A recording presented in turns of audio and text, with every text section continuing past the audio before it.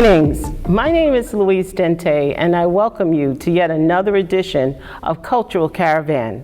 On this edition is a special. We're on location in Wilmington, Delaware, at the FDMG Academy, and we're joined by the founder and CEO, brother, Prince of Pan-Africanism, Brother Umar Johnson. Welcome to Cultural Caravan. Thanks for having me. All right. So, we were here last year, and at that time, we had a chance to take people on a tour of the building to see these wonderful structures that you have had. Now we're indoors. We're in the gymnasium, and we're excited because the school is really positioning for opening.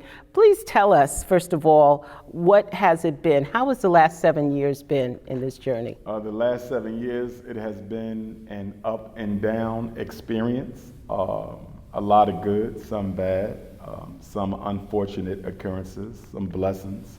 It's just been a roller coaster ride. I've just strapped myself in, and I've decided that it's going to take me to wherever it's going to take me. I have firm belief that the Creator did not let us toil for 7 long years, bless us with such a magnificent campus only to let us fail. So I have a profound belief that we will win.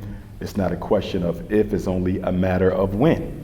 And when you were here last, the gym was not painted. We just did this over the past week, a team of us working together. We are actually working inside the small school as well. We're hoping to have this gym ready by our Saturday, September the 11th, FDMG Family Festival. So we can use it to host our basketball tournament.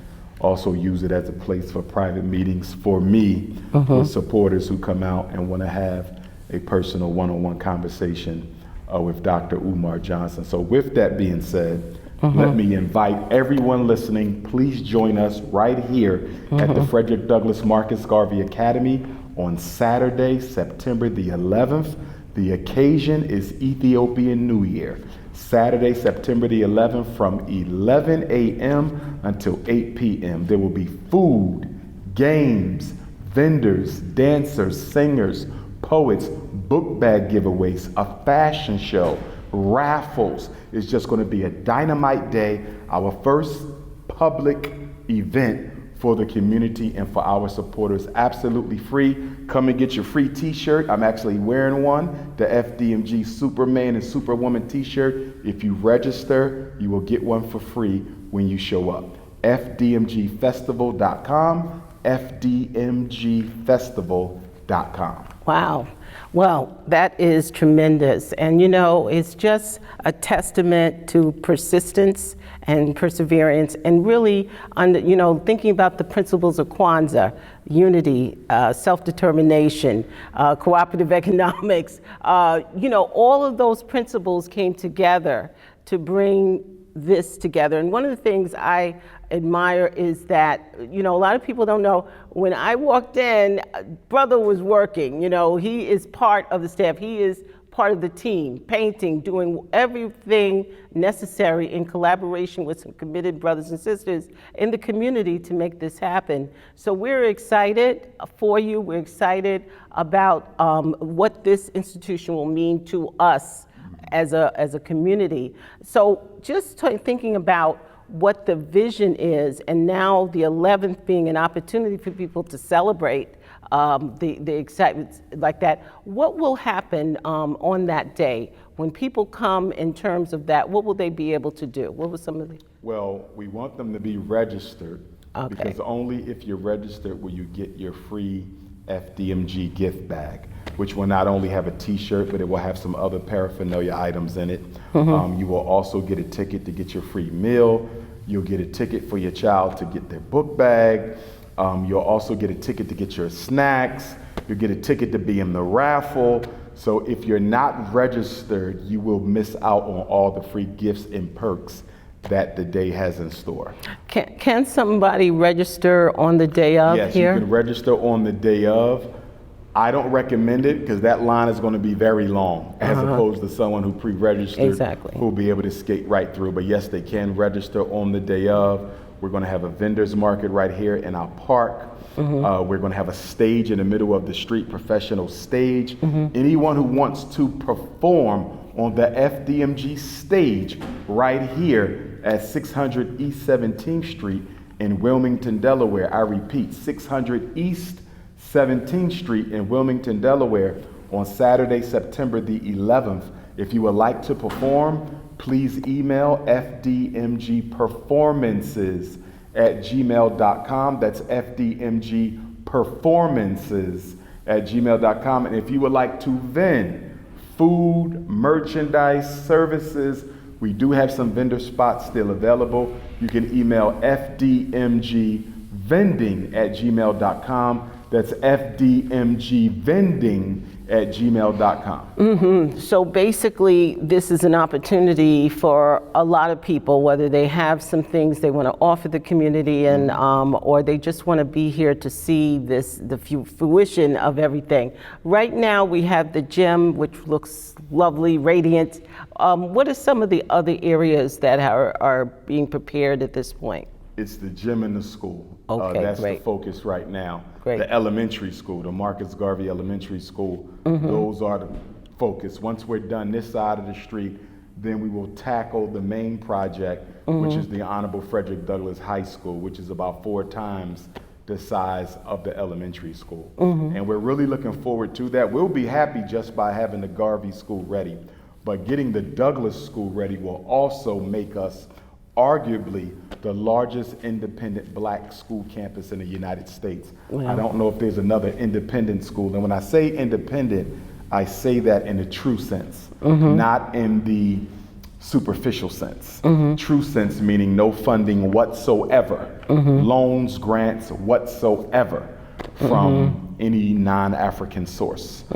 So in the truest sense of being an independent African school, we'll be the largest campus in the country, and the only school I'm aware of that has 2 buildings, 2 schools, once we renovate the Frederick Douglass High School. Now, I know that you have, as a professional, have focused on supporting parents who, in terms of who've had children who are in the special ed, in special ed, in terms of how to deal and navigate. If there's a parent out there who has a child that's currently identified for special ed, what type of supports will they be able to get at the FDMG Academy? Well, they'll be able to see me if they need to. Parents should bring their paperwork. The event is always a special ed clinic. I always come ready to work no matter where I am, whether it's at the airport, the bus station, at the lecture. Anytime a parent is in need of any help, Dr. Umar Johnson is always ready to service their needs. So if there is a parent with an issue, bring that forward, bring your paperwork. It's very difficult to help a parent without them having their paperwork. So please bring your paperwork, and I will definitely support them. We will also be starting the NIBPA, National Independent Black Parent Association. I will be starting a chapter here in Wilmington, Delaware, because you have to be the change you want to see. As the founder and president of the NIBPA, I need to actively run the chapter myself. So I'm going to start a Wilmington chapter of the organization. And we're also going to be restarting Team Pan-African, which is my Pan-Africanist movement, the international movement for the independence and protection of African people. That turned 16 years old on September the 21st, Kwame Nkrumah's Earth Day. And so we'll be having a private conference to reinitiate that movement as well. Great. Now, in terms of the curriculum, once the school is up and running, what are some of the curriculum offerings that will be available? In addition to the math, science, language, and social studies, which you are required to teach, those are your 4 major subjects. We will also have agricultural and agronomical science.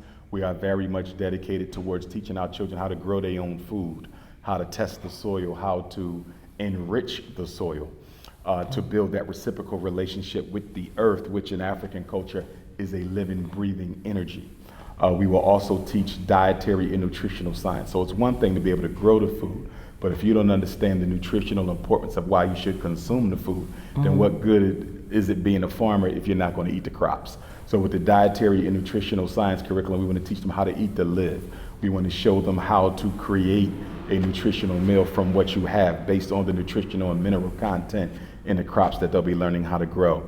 And then there will be an economic and financial curriculum where we teach them the laws of money and the skills that pay the bills. Obviously, once the high school is up and running, we hope to build a trade school program, an industrial program within the high school. We won't be exclusively industrial, but that will definitely be a large part of what we do. The Honorable Frederick Douglas actually wanted to build an industrial school himself for black children, but he never got a chance to do that.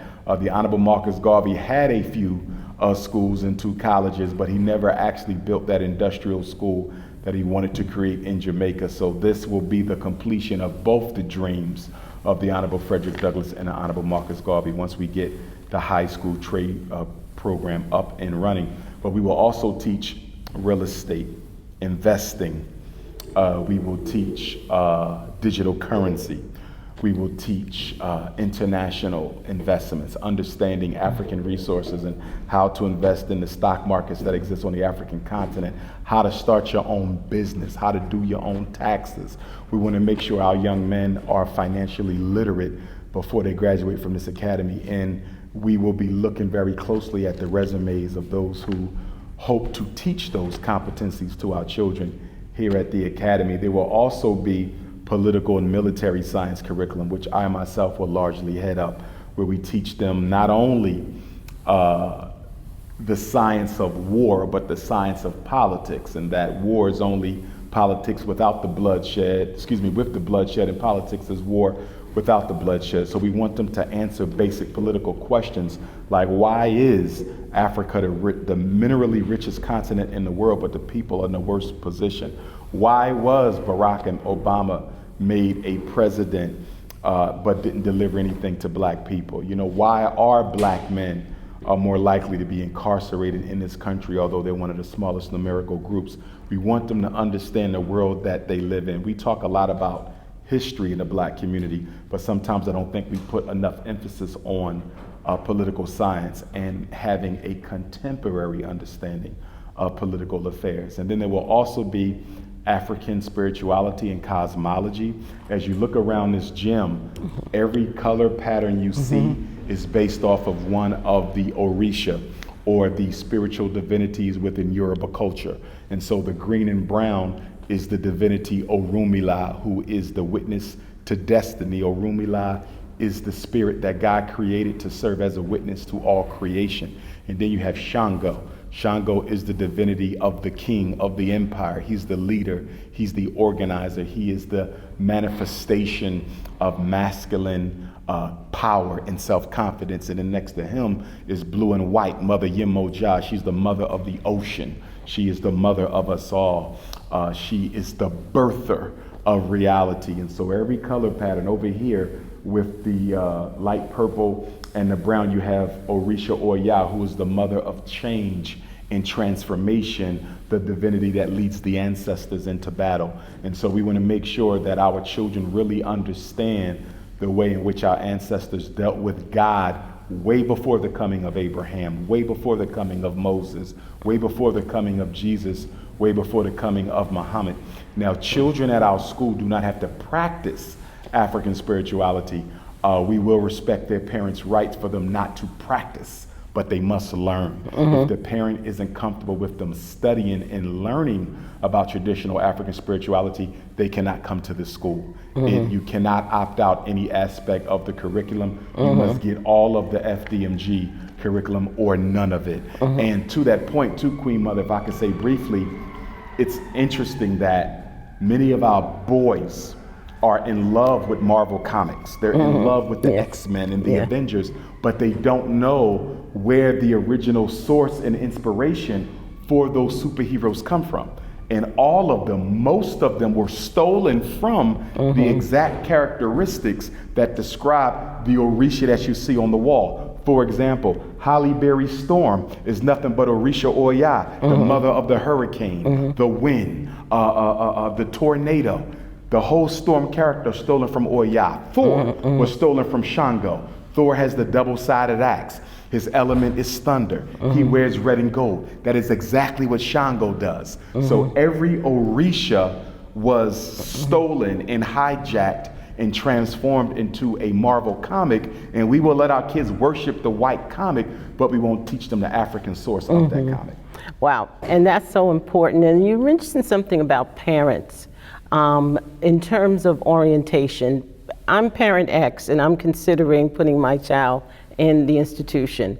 What type of orientation will I get so that I can support all these great things and not, that I'm reinforcing what's going on in the school? Is there anything that the parents would need to be aware of, or orientation, so they are supportive of this dynamic? Well, first there will be the interest sessions, which will probably be held right here in the Nat Turner Jean-Jacques Dessalines Gymnasium, and we'll be having a mural created soon of Nat Turner and Jean-Jacques Dessalines, probably on one of these walls. But anyhow, there will be interest sessions where we tell the parents about the culture of FDMG, the demands, the expectations, the curriculum, the system, and for parents who apply and are accepted, because it's not just about the parents wanting the school. We have to want the child and the parent too. And we're looking for people who are committed. Commitment is the key. We need parents who understand that enrolling your son in this school is not the same as enrolling them in a Delaware public school, a Maryland public school, a New Jersey public school, or a Pennsylvania public school. Our school system is different from anything your child has ever experienced, and it's going to be different from anything you have ever experienced. Parents will be required to come to class. They will have parent classes where they learn many of the things that the child is learning, because it doesn't make sense to teach it to the child if the parent isn't going to learn it themselves.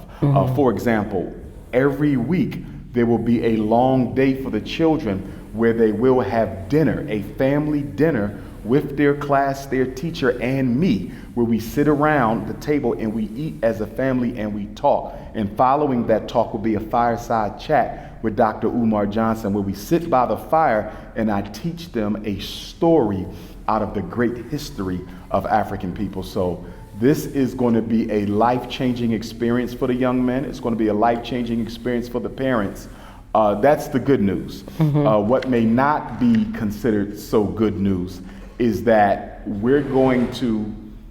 our financial system is going to function like a university, which is to say tuition will need to be paid for the semester. It will not be paid on a monthly basis or a weekly basis. I'm going to make that clear at the block party as well on Saturday, September the 11th. You will pay for the fall semester in full. You will pay for the spring semester in full. And the reason we're doing that, being an educator, being a school psychologist, knowing brothers and sisters who have opened independent schools and who have not been successful, not because they didn't have a good program, but because they were a little bit too unprofessional in their expectations of parents paying their tuition on time, and they gave an inch and the parents end up taking a mile, and as a result of that they couldn't meet the financial obligations to the institution. We won't have that problem. As much as I would hate to unenroll a student, I would have to do it if the parent doesn't meet the tuition expectations, because once the parents find out that you let one of them go, it's over.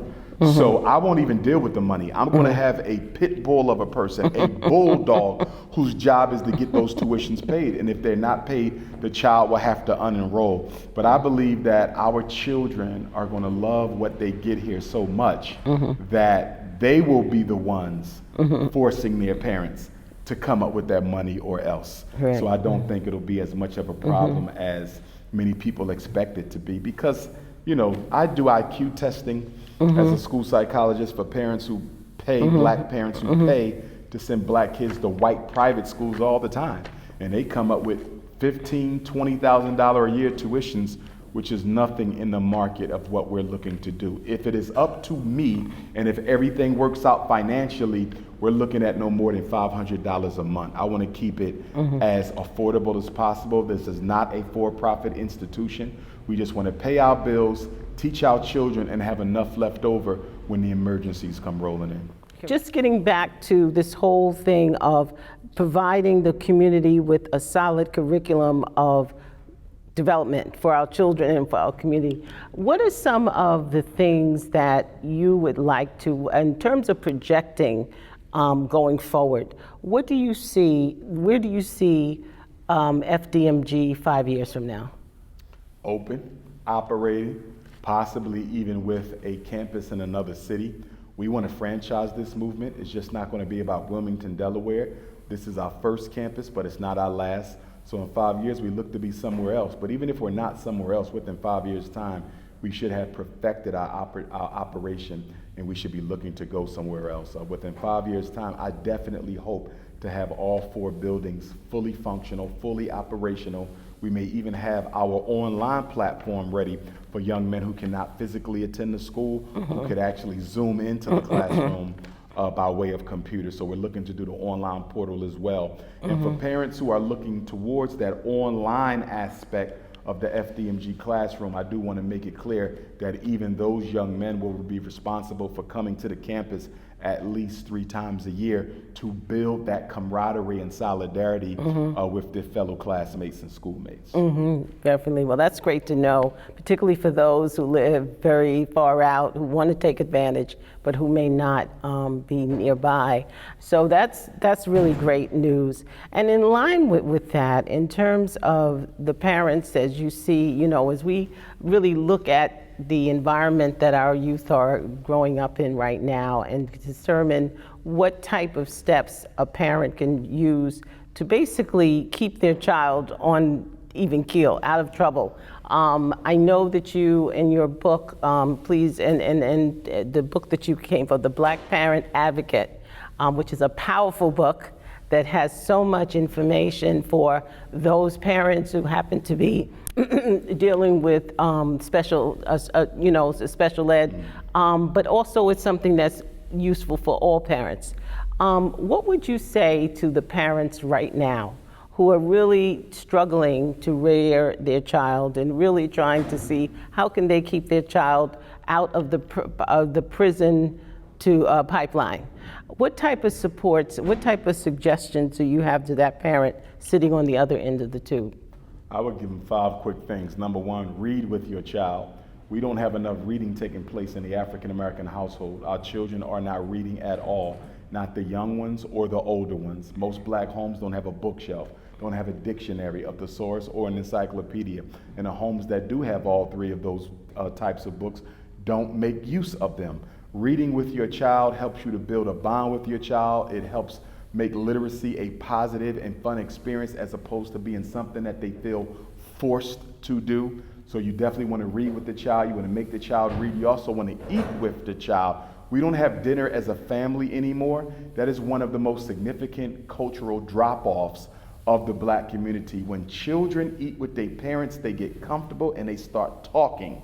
And when they start talking, you get to learn everything going on in your child's life. Unfortunately, we tend not to know what's going on in our children's lives these days because we don't sit and eat with them. That's why in psychology, you know, we're taught food and drink calms you down. It arrests the anxiety activation system. It arrests the anger activation system, the depression activation system. This is why people love to take you to dinner. They love to take you to lunch because they want you to be more relaxed. And if you're more relaxed, you're more likely to sign the contract. You're more likely to agree to the deal. So we need to eat with our children. We need to read with our children. We also need to spend time with our children's peer group. One thing that our parents used to do with us that is not done anymore is get to learn the children that your babies are spending time with. When is the last time you took your daughter's friends out to eat? When is the last time you took your son's group out for a chat to the movies to get to know them? As dangerous as it is for black children today, it is amazing. I am appalled at the fact that so few black parents actually make time to try to meet the friends of their children. And the other thing that I would say is teach them who they are. Get some black history in that house. Go to Hakeem's bookstore in Philadelphia. Go to Everyone's Place bookstore in Baltimore, and of course they're all over the place. Well, again, for those parents out there, an excellent opportunity for success. And I'm saying not just, it's a family affair, right? FDMG is It's a family affair. And we're having a family festival. Exactly. Can you tell them the website and the phone number that people can connect with to find out more information? Absolutely. The phone number, you can reach me, 2 numbers, One is a text, one is a voicemail. The text number, 215-989-9858, 215-989-9858 if you have a text message. Phone number is 8444 Dr. Umar. That's 8444-DRUMAR. The website to register is FDMGfestival.com, FDMGfestival.com. And again, if you want to be a vendor, send a message to FDMGvending@gmail.com. And if you want to perform or speak, send your email to FDMGperformances@gmail.com. And if you just want the flyer for that event, text message me at 215-989-9858. Bring the children, bring the whole family. Food, games, giveaways, vendors, raffles, music, performers. It's just going to be a fun day. I'm looking forward to it. It has been so long since I've done any painting. So long since I've hosted a book bag giveaway and block party. It's been about 15 years. So I'm just excited to get back into the process of holding community events outdoors. So please come on out. It's going to be a very fun-packed day, and it's going to be a historic day because it is our very first community engagement. Wow. Well, I'm just going to say this is tremendous. This is an excellent opportunity for our families to come to see the work for themselves and to also really, just embrace what this institution will mean to this community and communities across the United States. So again, I want to thank you so much, Dr. Umar, for your persistence, commitment, and really standing on word, like word is bond, making it happen. And that's something that we are very excited about. And so again, thank you for joining us. And we look forward to other opportunities to really come and celebrate the work. Absolutely. Thank you. You.